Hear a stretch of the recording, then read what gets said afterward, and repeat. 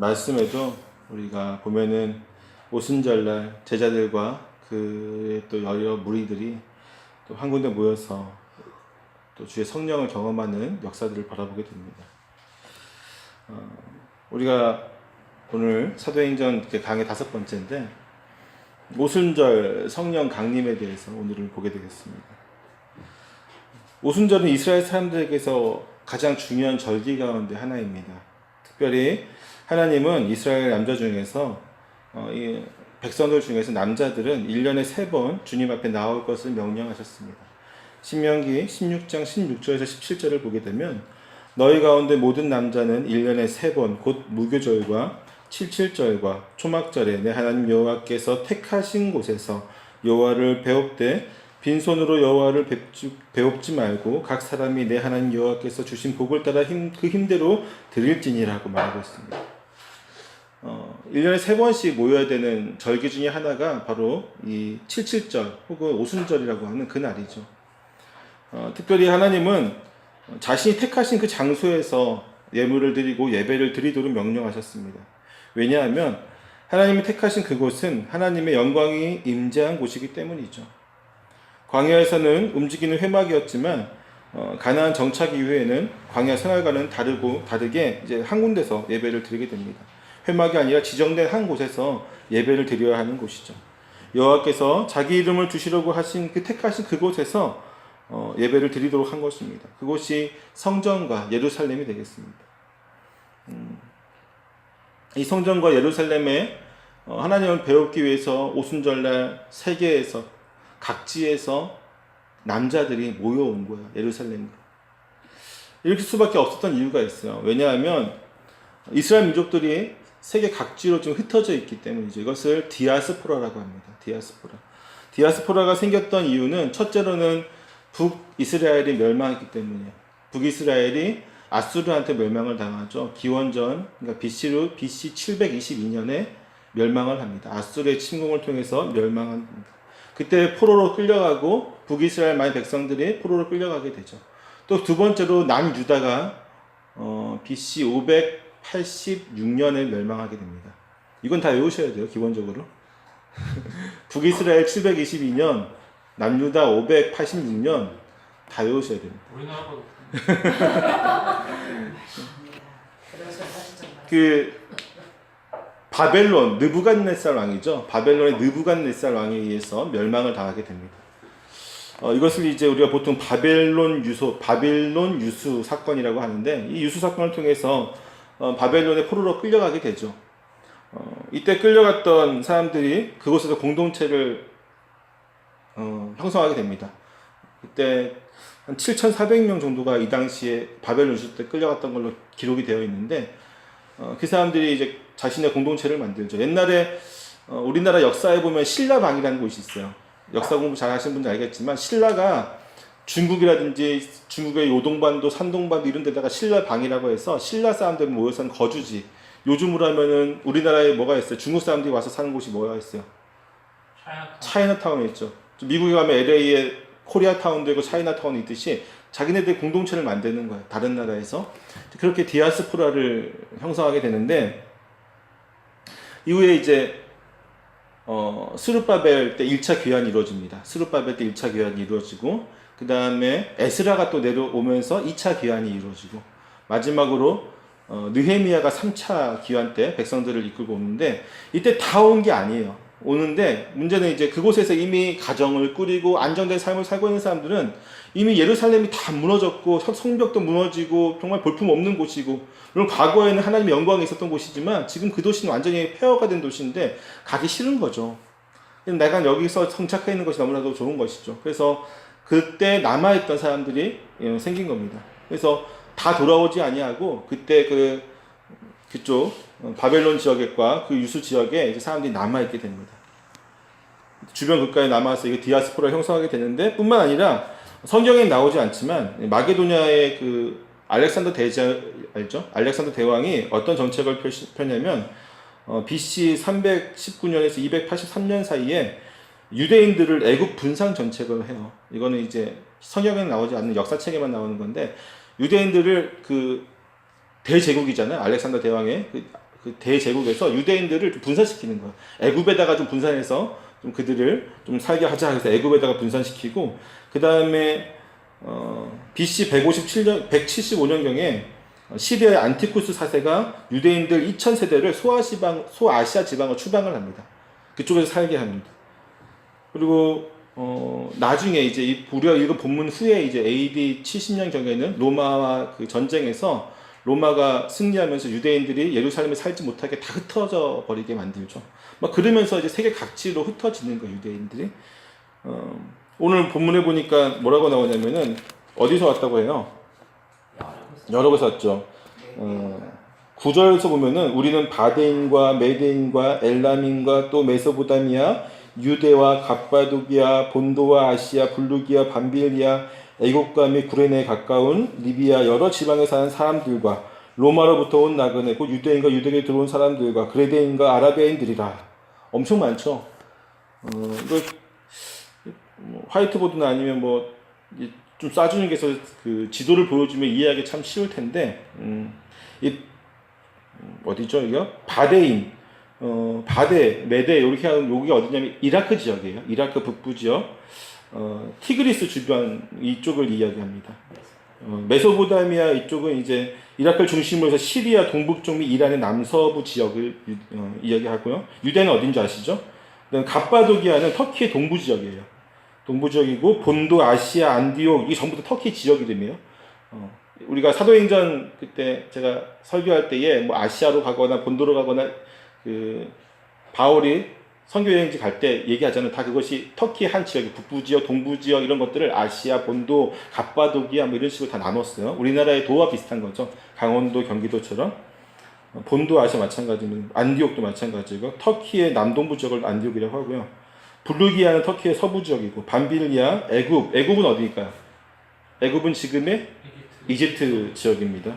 구레네, 여긴 어딜까요? 북아프리카 지역이에요. 구레네가 아프리카 지역입니다. 아프리카. 리비아도 마찬가지고, 리비아도 북아프리카 지역이고, 로마, 저쪽에 로마는 이제 이탈리아 쪽이죠. 아라비아, 팔레스타인 지역입니다. 어마어마하죠. 지도 갖다 보면 예루살렘 이렇게 있고, 지중해를 배경으로 해서 그 근방을 전부 다 지금 이스라엘 민족들이 흩어져 있는 거예요. 어마어마하게 흩어져 있습니다.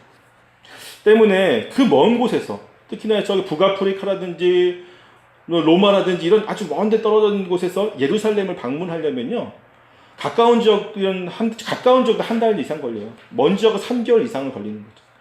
그 배 타고 걸어가지고 그 먼 거리를 예루살렘으로 온 거예요. 왜 왔습니까? 이 사람들이 그 먼 거리를. 짧으면 한 달, 길면은 두세 달씩 그 이상도 걸리는 그 먼 거리를 매년마다 오는 사람들이, 이 사람들이. 왜? 하나님 앞에 보이기 위해서. 하나님이 명령하셨기 때문에 여기 온 사람들은, 지금 예루살렘에 온 사람들은요, 굉장히 종교적인 열심이 매우 많은 사람들입니다. 여호와 하나님 정말로 경외하는 사람들이고 경건한 사람들이에요. 안 와도 되잖아요, 솔직히. 귀찮으면 안 오거든요. 우리도 예배 시간 다 참석 못 하잖아요. 귀찮으면 못 왔잖아요. 그렇죠? 마찬가지. 이스라엘 사람도 마찬가지예요. 다 온 게 아니에요. 정말 열심히 있는 사람이고, 정말 주님을 찾는 사람들, 하나님께 정말 경건하기도 원하는 사람들만 온 겁니다. 그 먼 거리를 왔는데, 때문에 5절 말씀을 보면 그때의 경건한 유대인들이 천하 각국에서 와서라고 얘기하고 있죠. 정말 경건한 사람들이 이곳에 온 거예요. 이 사람들은 지금 어떤 사람들입니까? 하나님의 말씀을 듣기 위해 준비되어 있는 사람들이에요. 그만큼 하나님에 대해서 뜨거운 열심이 있고, 하나님에 대해서 알고 싶어하고 하나님을 더 믿고 싶어하는 사람들이죠. 그런 사람들 앞에서 각국의 언어를 그들에게 말하니까 역사가 일어나지 않겠습니까? 성령께서는 바로 이 시점에 강림하신 거예요. 아멘. 제자들은 오순절이 다가옴에 따라서 한 곳에 모여 기도를 드리고 있습니다. 본문은 오순절이 왔기 때문에 모든 제자들이 한 자리에 모인 것이라고 이야기하는 것이 아닙니다. 예수님이 승천하신 이후로부터 계속해서 한 자리에 모여서 기도하였다가 그것이 오순절까지 이르렀다는 것이죠. 이때 이들이 모였던 곳이 마가의 다락방이었다는 사실은 의심할 여지가 없는 사실일 겁니다. 우리가 오순절이 무슨 뜻인지 아세요? 오는 알겠죠? 수는 10이란 뜻이에요. 5 곱하기 10은 50인 거죠. 50일째 되는 날, 즉 유월절로부터 50일째 되는 날을 오순절이라고 합니다. 무교절로부터 50일째 또는 무월절 지나고부터 77에 49일째 되는 날. 그래가지고 49일째 되는 날 아니면은 6월절 포함해서 50일째 되는 날 이렇게 해서 오순절 47점 이런 식으로 얘기를 하는데 이날 지금 이제 모여서 기도하는 거죠. 우리가 오순절이라는 날을 잘 기억해보면요, 우리가 어떤 사실을 알 수 있냐면은 예수님이 제자들에게 금방 온다고 했죠. 성령이 금방 온다고 했죠. 그때로부터 며칠 지났을까요? 50일. 아니죠. 40. 열흘 지났어요. 열흘 지났어요. 왜냐하면 6월절 전날에 예수님이 잡히셨죠. 그렇죠? 돌아가시고 그 6월절 하루 지나고 나서 예수님께서 부활하십니다. 그리고 40일 동안 있었죠. 40일 동안 부활하시고 40일 계셨죠. 그리고 올라가셨고 그 다음에 열흘 오순절이 임했으니까 열흘. 이해되셨어요? 네. 그래서 예수님이 승천하신 지 이제 열흘 됐다는 거죠. 이 오순절을 생각하면은 구약에서 출애굽 때에 이스라엘 백성이 시내산에 도착해서 십계명을 받았던 날이 바로 또한 오순절입니다. 하나님과 언약을 맺었던 때죠. 하나님은 이스라엘 하나님이 되고 이스라엘은 하나님의 백성이 된 언약을 체결한 것이 바로 오순절, 77절이라고 하는 이 날인 것이죠. 되게 저는 이것을 보면서 놀라웠어요. 구약의 오순절, 신약의 오순절. 구약에 하나님께서 이스라엘 민족에게 이날 율법을 십계명이라는 율법을 주시면서 이스라엘 백성들이 앞으로 어떻게 살아가고 어떻게 해야지 이스라엘 백성들이 구원의 길을 갈 수 있는지를 제시해줬다면, 그들의 진리가 무엇인지를 제시해줬다면, 신약 백성들에게는 그날 성령을 주셔서 우리를 하여금 진리를 깨닫게 하시고 구원의 길을 가게 하셨다는 거죠. 굉장히 교차하면서 놀랍지 않으십니까? 단순하게 하나님께서 그냥 오순절날 주신 게 아니라는 거죠. 이렇게 놀라운 의미들이 다 있다는 것이에요. 이 오순절날 구약의 백성들에게 십계명을 준 그날에 성령께서 오셔서 진리를 깨닫게 하십니다. 어떻게 오셨습니까? 2절 3절에 같이 한번 읽어볼까요? 2절 3절 시작. 호련히 하늘로부터 급하고 강한 바람 같은 소리가 있어 그들이 앉아온 집에 가득하며 마치 불의 혀처럼 갈라지는 것들이 그들에게 보여 각 사람 위에 하나씩 임하여 있더니. 아멘. 누가가 정말 놀라운 필력, 즉 글 쓰는 능력을 가지고 있었던 것 같아요. 저는 이 본문을 읽으면서 제가 마치 그 현장에 있는 것 같은 생생한 느낌을 받았어요.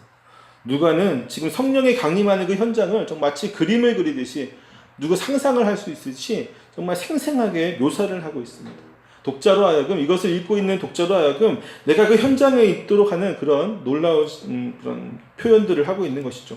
특히나 유대교의 전통이나 구약 말씀에 전통한 사람이라면 이 묘사를 보면서 정말 위대한 하나님의 그 역사하심, 임재하심에 대해서 체험할 수도 있는 그런 글입니다. 우리가 몇 가지 좀 보아야 될 부분이 있는데, 첫 번째 무엇이냐면 성령께서 어떻게 임하시냐면 호련히 하늘로부터 임한다고 하죠. 호련이란 말은 갑자기 뜻밖에라는 의미를 가지고 있어요. 갑자기 뜻밖에. 그러니까 오순절날 성령께서 강하게 역사하셨는데 그것은 제자들이 전혀 예상하지 못한 때에 갑자기 이루어졌다는 것을 임하게 하고 있습니다. 그냥 기도하는 중에 부지부식간에 성령께서 제자들에게 탁 임하셨다는 거예요. 이것은 성령 강림의 의미성을 이야기하고 있습니다. 성령의 역사는 사람의 의도나 계획이나 시간이나 방법에 의해서 일어나는 것이 아니라 전적으로 하나님의 의지에 의하여서 하나님의 뜻대로 일어나는 것이 바로 그러한 사건이 바로 성령의 강림이라는 것이죠. 성령의 역사는 내 마음대로 조정하거나 제어할 수 있는 것도 아니고 또 내가 원하면 무조건 일어나는 것도 아닙니다. 한번 은사를 받았다고 해서 내가 원하면 무조건 일어나는 것도 절대로 아닙니다. 우리가 이것을 잘 명심해야 돼요. 근데 마치 소위 은사주의자들이 자신이 기도만 하면 당연히 성령께서 역사하셔야 되는 것처럼 말하기도 하죠. 내가 기도만 하면 하나님께서 바로 응답을 주시고 뜻을 주시고 하나님 성령께서 내 안에서 말씀하시는 것처럼 이야기를 합니다. 그렇지 않다는 것이에요. 마치 나의 방법이나 나의 시간에 내 임의대로 내가 원하면 언제든지 성령을 가지고 내가 할 수 있다는 것은 성령의 그 인격적이신 성령을 모독하는 것이고 성령의 역사를 오히려 자신이 스스로 방해하는 것입니다. 자신의 감정에 따라서 이루어지는 것을 성령의 것을 착각하는 어리석은 행위를 하고 있는 것이죠. 이러한 태도는 마치 자신이 성령의 주인처럼 행세하는 교만하고 불신앙적인 행위입니다. 이러한 교회도 많이 있죠. 정말 많이 있습니다. 주문진에 정말 많이 있는 것 같은데 성령은 그렇게 역사하지 않는다는 것입니다. 내 의도대로 내 뜻대로 명령만 하면 성령께서 역사하는 것이 아닙니다. 그러므로 우리는 어떻게 해야 될까요? 우리는 그저 조용히 성령께서 우리를 찾아오시기를 기다려야만 하는 것이죠. 근데 그냥 기다리는 것이 아니라 성령께서 우리를 기쁨으로 찾아오시도록 다만 사모하는 마음으로, 간절한 마음으로, 언제 어느 때 오시더라도 부끄럽지 않도록 준비되어진 마음으로 기다려야 한다는 것입니다. 그것이 우리의 역할이죠. 성령은 그럴 때 찾아오셔서 우리에게 호련히 찾아오셔서 이렇게 우리에게 뜻하지 않은 기쁨을 주시고 뜻하지 않은 놀라운 은사들을 우리에게 부어주십니다. 그럴 때 더 놀랍지 않으십니까? 우리가 뜻하지 않을 때 오시는 것. 성령은 우리가 부리는 천사 같은 존재가 아니에요. 성령은 하나님이십니다. 성령에 대해서 본문의 마지막에 뭐라고 얘기하냐면 각 사람에게 임한다고 얘기하죠. 각 사람에게. 이것은 무슨 얘기냐면요. 성령께서는 어떤 지운처럼 이렇게 한 번에 이렇게 오시는 것이 아니라 인격적이신 하나님이시기 때문에 한 사람 한 사람 한 사람을 따로따로 만나신다는 거예요. 그래서 내가 만난 성령이 틀리고요. 저분이 만난 성령이 틀린 거예요. 물론 기본적인 그분의 역사는 같겠지만 우리가 인격적으로 만나는 그 성령이 다르다는 겁니다. 우리가 그것을 잘 알아야 돼요. 성령은 우리를 한 사람 한 사람에게 찾아오셔서 우리 한 사람 한 사람의 그 문제와 또 고민과 또 그 한 사람이 가지고 있는 여러 가지 상황들을 다 해결하시고 또 그 상황 속에서 우리를 온전히 인도하시는 분이 하나님이십니다. 성령님이시라는 거예요. 천편일률적으로 다 똑같이 임하신다는 게 아닙니다. 이날도 보니까 한 사람, 그 120명이나 되는 사람들이 모여서 기도하는 가운데 한 번에 그냥 기운처럼 확 임해서 다 같이 성령 받은 것이 아니라요. 한 사람, 이게 갈라졌다고 하죠. 불같이 혀처럼 갈라져가지고 각 사람에게 임하셨다는 거예요. 이 인격적이신 하나님이시죠. 그 하나님을 어떻게 우리가 부릴 수가 있겠습니까? 어떻게 내 마음대로 성령을 부릴 수가 있습니까? 인격적이신 하나님이십니다. 여러분, 우리 세움교회 성도들은 그런 은사주의라든지 신비주의에 빠지지 않았으면 좋겠어요. 관심도 다 기울이지 마시고요. 누가 그렇다 하면 그냥 귀 막고 계세요.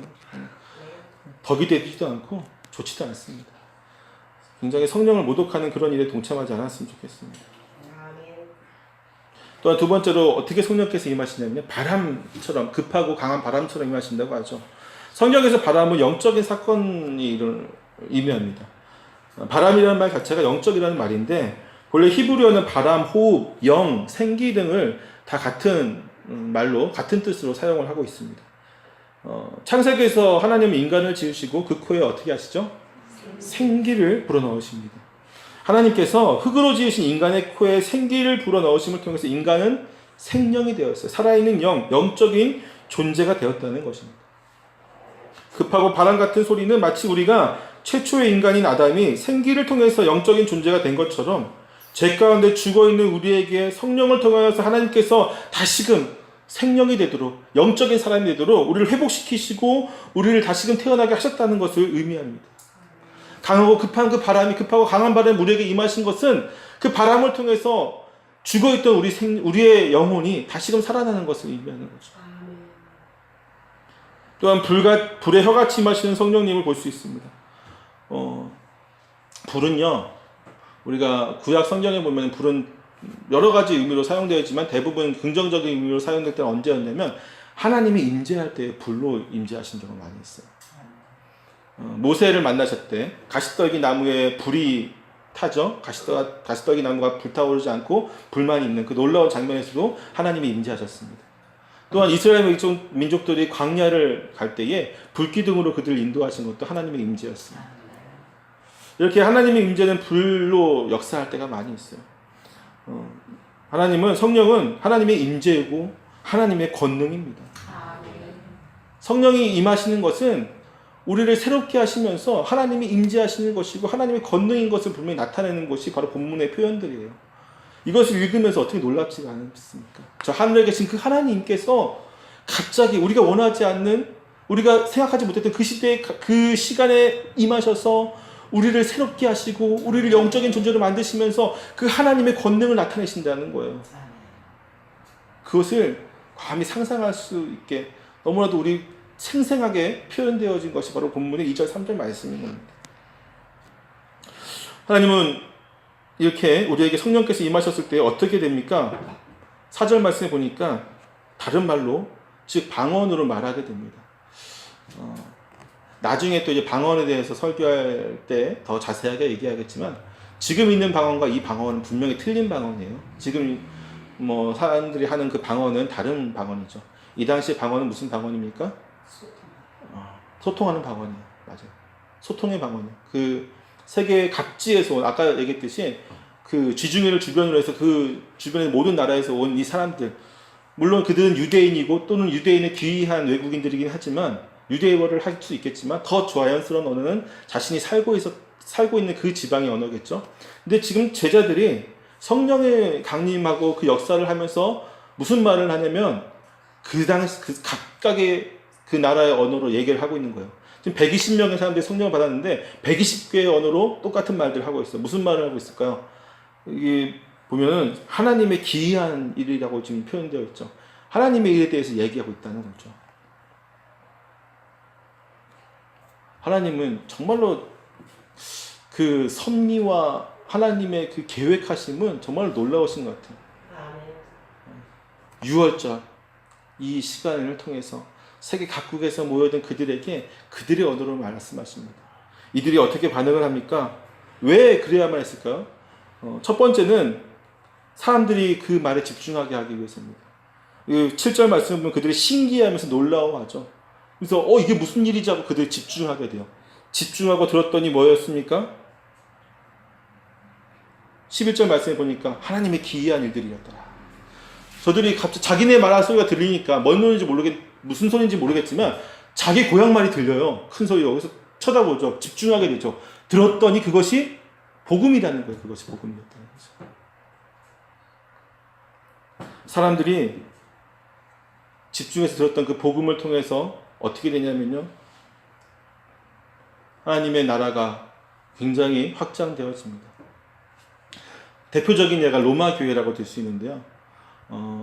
대부분의 역사학자들은 로마 교회가 어떻게 생겼는지 그 성경책엔 나오지 않아요. 성경책엔 나오지 않는데 대부분의 신학자들과 역사학자들은 어떻게 유추를 하냐면 이 당시에 왔었던 사람들이 로마로 돌아가면서 세운 교회가 로마 교회라고 얘기를 하는 겁니다. 로마는 사실 바울도 간 적이 없고 제자들도 간 적이 없고 누구도 간 적이 없었어요. 나중에 로마 교회가 세워진 이후에 바울이 로마서에 썼죠. 내가 거기 가고 싶다라고. 그럼 나중에 세워진 이후에 간 거예요. 바울이 세운 것도 아니고 제자들이 세운 것도 아니었어요. 이 당시에 이곳에 와서 나중에 다음 주에 공부할 내용인 베드로의 설교를 듣고 예수님을 알게 된 사람들이 로마로 다시 자기 고향으로 돌아가서 세운 교회가 로마 교회였던 거죠. 복음이 엄청나게 확산되어졌습니다. 사람들이 이렇게 얘기하면 다 놀라워 당황하면서 서로 이럴 어찌된 일이냐 하면서 지금 얘기하고 있죠. 우리 11절 말씀 한번 다 같이 한번 읽어볼까요? 11절 시작. 우리가 하나님의 큰 일을 말함을 듣는도다 하고, 무엇을 듣는다고요? 하나님의 큰 일을. 그러면서 12절에 뭐라고 합니까? 다 놀라며 당황하며 서로 이게 어찌된 일이냐 놀라워하죠. 아까 제가 처음에 얘기했어요. 지금 이곳에 온 사람들은 무슨 마음의 준비가 되어져 있는 사람이라고요? 하나님의 말씀을 들을 준비가 되어져 있는 사람들이라고요. 열심히 있는 사람들이고 하나님에 대해 더 알고자 하는 사람들인데, 그들 앞에서 그들의 언어로 지금 복음에 대해서 하나님의 기이하신 일, 하나님이 예수 그리스도를 보내시고 그 예수를 통해서 어떻게 역사하시고 어떻게 구원하실지에 대해서 얘기하니까 이 사람들이 다 놀라고 환장하는 거죠. 아멘. 이것이 어찌된 일입니까? 근데 참 놀라운 것은 그럼에도 불구하고 부정적인 사람이 꼭 있어요. 마지막 절에 보면 이렇게 얘기합니다. 또 어떤 이들은 조롱하며 이르되 그들이 세술에 취하였다 하더라. 참 웃기죠? 마찬가지입니다. 제가 동일한 설교를 해도 누군가는 은혜 받고 누군가는 시험 들 수도 있어요. 누군가는 조롱할 수 있어요. 누군가는 그 말씀에서 어느 한 구절 때문에 너무나도 깊이 회개하는 사람이 있는 반면에 누군가는 오늘 말씀 평범하네 이럴 수도 있어요. 제가 지난번 이 가장 큰 이유는 무엇이냐면 아까도 얘기했듯이 마음의 문제예요. 지난주에 제가 지지난주군요. 하나님 나라에 대해서 설교할 때 마음밭에 대해서 제가 설교를 했었죠. 지금 간절한 마음으로 온 사람들, 오히려 로마라든지 먼 데서 온 사람들 더 간절한 마음으로 이곳에 왔을 거예요. 근데 조롱하는 사람들 아마 대부분은 그 형식적으로 여기 온 사람들일 거예요. 즉 그냥 가까운 곳에서 가야 되니까 도저히 핑계댈 게 없잖아요. 자기가 차라리 로마에 살았으면 너무 멀어서 못 가겠다 핑계가 될 텐데 가까이 사는 사람들, 어쩔 수 없이 온 사람들, 이 사람들은 이미 마음밭이 그런 거예요. 그 사람들 앞에서 이런 놀라우신 하나님의 일들에 대해서 얘기해봤자 받아들이지가 않는 거죠. 아무리 좋은 얘기, 아무리 좋은 설교를 해도 받을 마음의 준비가 되어 있지 않는 사람들입니다.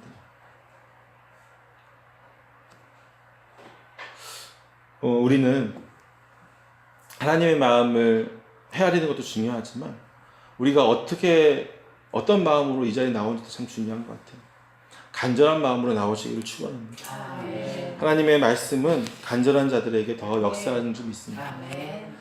이제 말씀 마치겠습니다. 사도행전 2장 1절부터 13절 말씀을 보면은 결국은 이제 성령을 통해서 교회의 시작이 나오는 겁니다. 교회의 시작은 성령을 통해서 시작을 한 거예요. 그리고 이 교회의 시작을 통해서 하나님이 이제 본격적으로 신약 시대에 하나님의 나라를 세워나가시는 부분들을 우리가 사도행전을 통해서 보게 됩니다. 14절부터 이제 나오는 말씀은 베드로의 설교입니다. 앞에서 얘기했던 이 사람들이 하나님의 큰 일을 듣잖아요. 그것에 대한 이제 구체적인 말씀이 이제 어떤 큰 일이냐 하면 그것이 베드로의 설교로 이제 나오는 겁니다. 우리는 사람들의 반응을 살필 이유가 없어요, 사실은. 오늘 본문에서 봤듯이 간절한 자들, 특히 준비가 되어져 있는 자들에게는 그 복음이 들어가게 되어 있지만 준비가 되어져 있지 않는 사람에게는 어떠한 것을 얘기해도 그들에게 먹히지가 않아요. 제자들의 한 행동은 무엇입니까? 성령을 받고 나서 담대하게 그 은사대로 하나님 주신 방언으로 하나님의 기이한 일들에 대해서, 그 놀라우신 일들에 대해서 선포하는 것이었어요. 그리고 그것을 통해 하나님이 열매를 거두시는 거죠. 하나님이 준비하신 열매들, 세계 각국에서 부르셔가지고 예루살렘으로 불러 모으신 하나님이 준비하신 그 열매들이 그날 맺어지게 되는 것이었어요. 우리 세움교회도 우리가 담대하게 주의 말씀을 가지고 진리의 말씀을 가지고 나아갈 때에 하나님께서 준비하신 영혼들을 맺으실 것을 믿습니다. 우리가 하는 게 아니에요. 우리가 하는 게 아니고 하나님이 하십니다. 하나님의 역사하는 교회가 되기를 축원합니다. 기도하겠습니다.